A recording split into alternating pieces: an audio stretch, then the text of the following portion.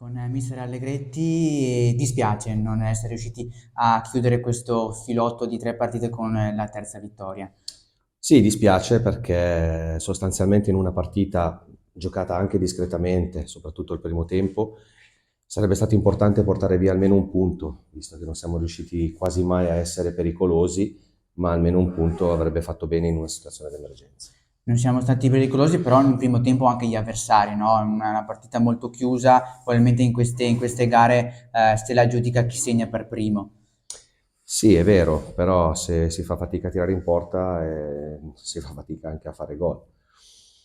Dispiace, mi dispiace, sostanzialmente alcuni hanno tirato la carretta tanto, avevamo degli infortunati che per noi sono molto importanti, quindi ora l'obiettivo è quello di cercare di recuperarli la prossima settimana, visto che non giocheremo, per poi essere pronti per il Crema. Arriva quindi a fagiolo, no? Perché giocatori come Brighenti, Venetucci, Danieli sono importantissimi per queste squadre. Quando non ci sono comunque è difficile poi andare a sostituire.